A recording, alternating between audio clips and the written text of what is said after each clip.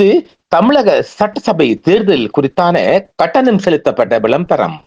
தலைவன் என்றால் ஐயா ஸ்டாலின் மீது 1000 விமர்சனம் எனக்கு உண்டு. அரசியல் இல்லையோ, ஆனாலும் இரவோடு இரவாக தூக்கத்தை குறைத்து வந்து நின்னார்ல. தலைவன் அப்படிங்கறதுல உங்களுக்கு இந்த பேரை கேட்டோன்னே என்ன மனசுல தோணுது? ஸ்டாலின். எஸ்.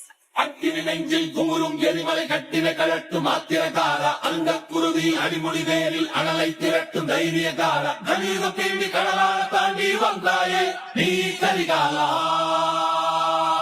அரவணைக்கிற போக்கு, அதை பேசி சரி செய்கிற போக்கு கலைஞரை விட திரு ஸ்டாலின் வந்து ஸ்ட்ராங்கா இருக்குன்னு நினைக்கிறேன். ஸ்டாலின் இஸ் மோர் டேஞ்சரஸ் தேன் கருணாநிதி.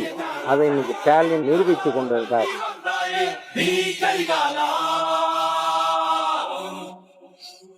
கலியுகம் தேடி கடலால தாண்டி வந்தாயே நீ கரிகாலா.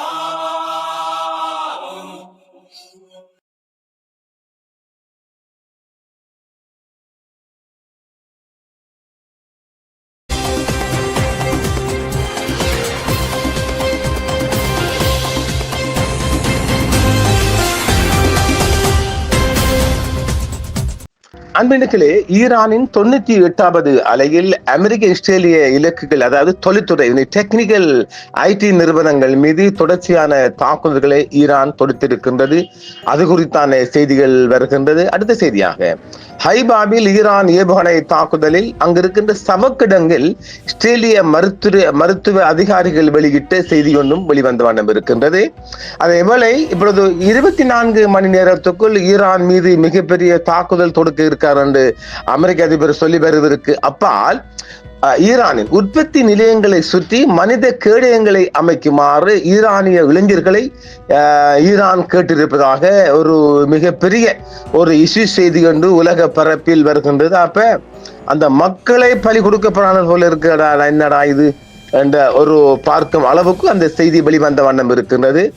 இதுவும் நேற்று வரையும் இன்று காலை வரையும் நடைபெற்ற செய்தியாக பார்க்கின்றோம். மிகப்பெரிய அழிவுகளை முன்னோக்கிய ஒரு செய்தி. இதேவேளை அமெரிக்கா மீது, அதாவது அமெரிக்கா இளைஞர்களுக்கு, உள்ளூர் வாலிபர்களுக்கு அல்லது உள்ளூர் சதிகாரர்களுக்கு ஆயுதம் வழங்கியதாக சொல்லப்பட்ட அமெரிக்க அதிபரின் அவன நாரவாய் வேறவாய் தானே, அவன் சொன்னதை இப்பொழுது ஐநாவில் ஒரு போர்க்குற்றமாக ஈரான் ஒரு பிரேரணை கொண்டு போக போறது.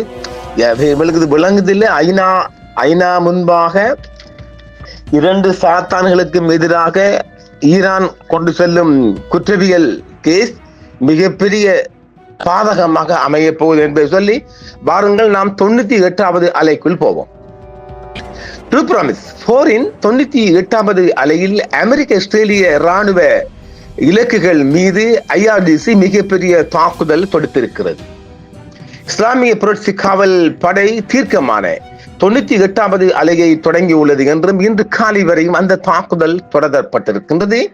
இப்பகுதியில் அமெரிக்காவும் இஸ்ரேலும் பயன்படுத்தும் கட்டளை செயல்பாட்டு மற்றும் தளபாட மையங்கள், அத்துடன் இராணுவ தொழில்துறை உட்கட்டமைப்புகளை மீது குறிவைத்து இந்த தாக்குதல்கள் அரங்கேற்றப்பட்டிருக்கின்றது.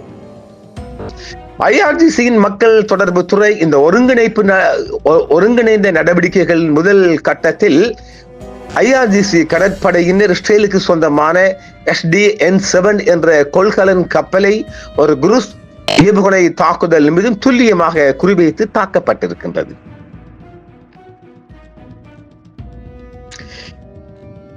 இதற்கிடையில் ஈரானிய பாலிஸ்டிக் ஏவுகணைகள் டெல் அவிவின் வடக்கு மற்றும் தெற்கு பகுதிகளிலும், ஹைபாவில் உள்ள மூலோபாய முக்கியத்துவம் வாய்ந்த தளங்கள், பீர்சபாவில் உள்ள ரசாயன கெமிக்கல் நிறுவனங்கள் மற்றும் தொழிற்சாலைகள் மற்றும் பெட்டா டிக்பாவில் உள்ள இஸ்ரேலிய படைகளின் ஒன்று கூடும் இடம் ஆகியவற்றை குறித்து இலக்கு வைத்து தாக்கியதாகவே அந்த அறிக்கைகள் சொல்கின்றது.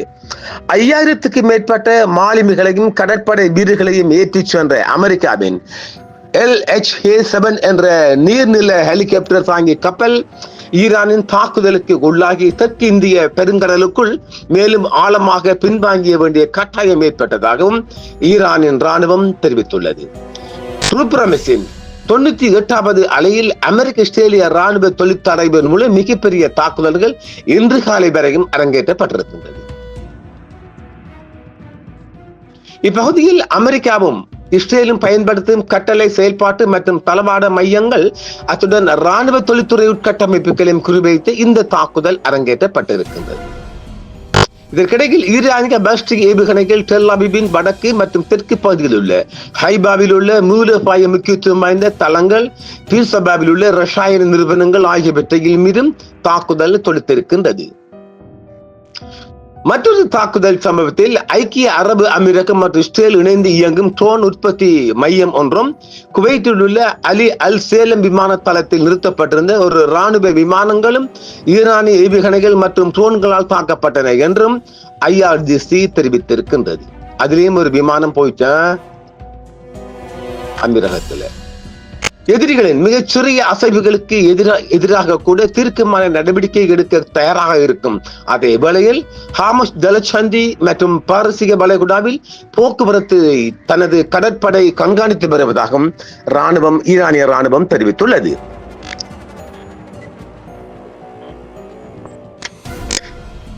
ஈரான் கண்டமிட்டு கண்டம் பாயும் ஏவுகணைகள் மற்றும் ட்ரோன்களை பயன்படுத்தி பிராந்தியம் முழுவதும் உள்ள அமெரிக்க மற்றும் இஸ்ரேலிய ராணுவ மற்றும் வணிக சொத்துக்கள் மீது 98வது கட்டங்களாக பழிவாங்கும் தாக்குதல்களை நடத்தி இருக்கின்றது. மேலும் ஆக்கிரமிப்பு தரப்பினுடன் அவர்களுடன் ஒத்துழைப்புகளுடன் தொடர்புடைய எண்ணெய் மற்றும் எரிவாயு கப்பல்களுக்கு ஹார்முஸ் ஜலசந்தியை ஈரான் மூடி வைத்துள்ளது. இந்த முக்கியத்துவம் வாய்ந்த நீர்வழியில் பாதுகாப்பை பேணுவதே இதன் நோக்கமாகும் என்றும் ஈரான் தெரிவித்துள்ளது. இதேவேளை ஹைபாவில் ஈரான் ஏவுகணை தாக்குதலில் மீண்டும் 4 பேர் கொல்லப்பட்டதாகவும் இஸ்ரேலிய ஆக்கிரமிப்பு பகுதியான ஹைபா நகரில் ஒரு சவக்கிடங்கில் இஸ்ரேலிய மருத்துவ அதிகாரிகளை குறிவைத்து இந்த தாக்குதல் நடைபெற்றதாகவும் சொல்லப்படுகிறது. இஸ்ரேலிய குடியரசுக்கு எதிராக தொடரும் அமெரிக்க இஸ்ரேலிய ஆக்கிரமிப்பு போருக்கு பதிலடியாக ஈரான் ஏவிய ஏவுகணைகள் தெற்கு ஆக்கிரமிப்பு நிலங்களில் உள்ள இலக்குகளை தாக்கியதில் குறைந்தது மீண்டும் 4 குடியேறிகள் கொல்லப்பட்டதாகவும் சொல்லப்படுகிறது. ஈரானிய ஏவுகணை தாக்குதலில் மீண்டும் 4 பேர் காயமடைந்தோடு கூடுதல் சேதமும் அங்கு ஏற்பட்டதாகவும் சொல்லப்படுகிறது. இஸ்ரேலிய தீயணைப்பு மற்றும் மீட்பு பணித்துறை உள்நாட்டு முன்னணி படையுடன் இணைந்து பல மணி நேர முயற்சிகளுக்கு பிறகு இடிபாடுகளுக்கு அடியில் உயிர் அறிகுறியின்றி சிக்கியிருந்த 2 மீட்டதாகவும் தெரிவித்துள்ளது. மீட்கப்பட்ட 2 80 வயதில் இருந்த ஒரு ஆணும் ஒரு பெண்ணும் என்றும் சொல்லப்படுகிறது. டெல் அவிவ் மற்றும் ஹைபாவில் உள்ள இலக்குகள் மீது ஈரான் நடத்திய ஏவுகணை தாக்குதல்கள் மற்றும் அதை தொடர்ந்து வெடிப்புகளின் விளைவாக கடந்த 24 மணி நேரத்தில் 4 பேர் கொல்லப்பட்டதாக குறைந்தது 163 இஸ்ரேலியர்கள் காயமடைந்ததாகவும் இஸ்ரேலிய சுகாதார அமைச்சகம் இன்று காலை செய்தி வெளியிட்டுள்ளது.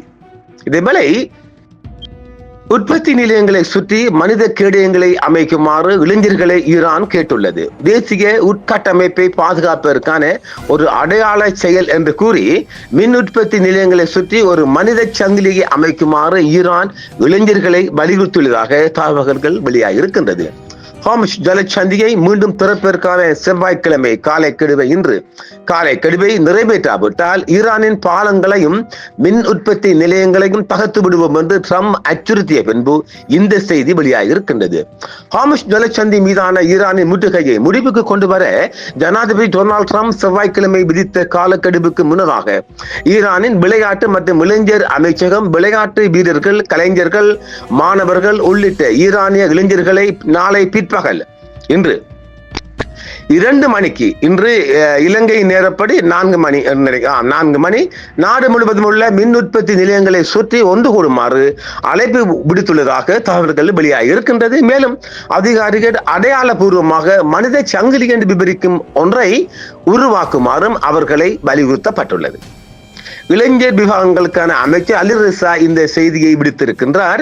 நாட்டின் மின் உற்பத்தி நிலையங்களை சுற்றி ஒரு மனித வளையம் அல்லது மனித சங்கிலியை உருவாக்க ஈரான் முன்வந்திருப்பதாகவும் அதிலிருந்து என்ன வருது என்றால் சில வேளை மனிதர்களை தாக்குவதாக உலக பரப்பு செய்தி வெளியாக்கலாம் இல்லையா. எதுவானாலும் ஈரானிய மக்களை பலி கொடுக்கும் ஒரு விடயமாகவே நான் பார்க்கின்றேன். ஹார்முஸ் ஜலசந்திக்கு நிலைமை நிரந்தரமாக மாறிவிட்டதாகவும் புதிய பாரசீக வளைகுடா ஒழுங்கை திட்டமிடுவதாகவும் ஈரான் இஸ்லாமிய புரட்சி காவல் படை தெரிவித்துள்ளது. கப்பல்களுக்கு போக்குவரத்து கட்டணம் விதிப்பது மற்றும் அமெரிக்க இஸ்ரேலில் இருந்து வரும் கப்பல்களை தடை செய்வது உள்ளிட்ட செயல்பாட்டு நடவடிக்கைகளை அவர்கள் தயாரித்து வருகின்றனர்.